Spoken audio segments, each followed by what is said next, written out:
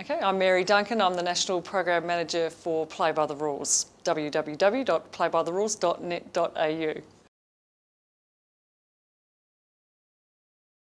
Well, it evolved in 2001. It was launched, and it was a collaboration between the South Australian Equal Opportunity Commission and the South Australian Office for Recreation and Sport and the Australian Sports Commission were involved right in those early days, and so it was a more grassroots initiative where there were a number of concerning behaviours that were occurring in a number of sports in South Australia. And there was just a view that we needed to look at how we could support sport more to deal with these issues in a proactive way.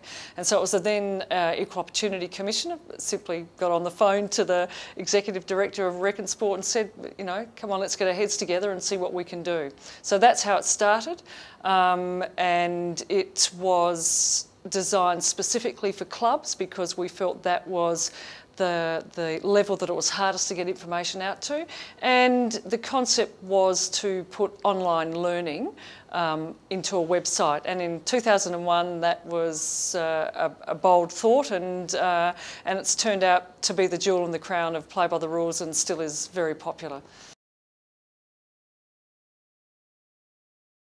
Where it is now, it's sort of, it's grown like a mushroom. In 2005, it went from being that small coalition of agencies, which by then also had the New South Wales Department for Sport and Recreation, into having 19 partners, which was the Australian Sports Commission, the Australian Human Rights Commission, all state and territory anti-discrimination and sport and rec departments, and the Queensland Commissioner for Children, Young People and Child Guardian. So it went from this small initiative to a national program with all of those partners involved, providing a one-stop shop to issues around inappropriate behaviour right through to discrimination, harassment, assault, abuse.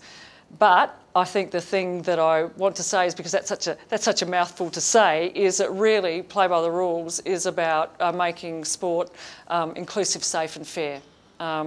Dealing with those other issues are part of what it's about. The challenge of the future is really making it more widely known to everybody and finding ways of doing that. So I've never ceased to be amazed about the sports I hear that use it, whether it's there's a netball association in Adelaide that makes people who are subject to a complaint to complete training as part of their going through that process, through to 10-pin bowling, feature bits of the website on, this is the National 10-pin bowling website to show people how to deal with issues here and now, through to AFL and Tasmania, which have now tied the completion of online training into their coaches' accreditation. So the sky's the limit. It's just how do we beat the drums and get the message out there so people can know about it. The jewel in the crown is the online learning, because what they can get is a very simple overview of rights and responsibilities under anti-discrimination and child protection legislation, but they can do it at home. It's free. They can do it at work. They probably shouldn't do it at work. They can do it at the local library. So it's accessible. They can start it and come back and finish it. And I think what they're saying is we're busy. It's hard enough for us to keep our clubs going and find all the volunteers we need to run it, and it's just wonderful that we can do something when we can. In reality, most people go looking for information when something's happened. So Play by the Rules now has got a whole section called Got an Issue, where people can go when something happens and you go, well, what do I do about it here and now? If I haven't got a policy, if I'm not sure what my national sporting organisation can do. So what do I do if someone comes and complains about team selection? Well, rather than announcing it in front of the whole team and saying, well, too bad, too sad, you might need to find another club, it sort of embraces some really practical information, emphasising just good communication and skills and respect for people.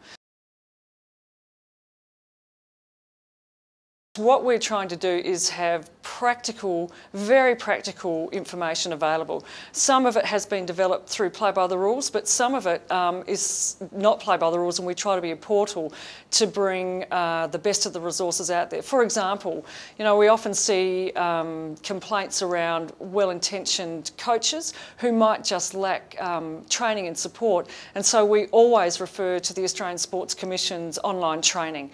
So we're out there just trying to connect people with the fabulous resources that are out there as well.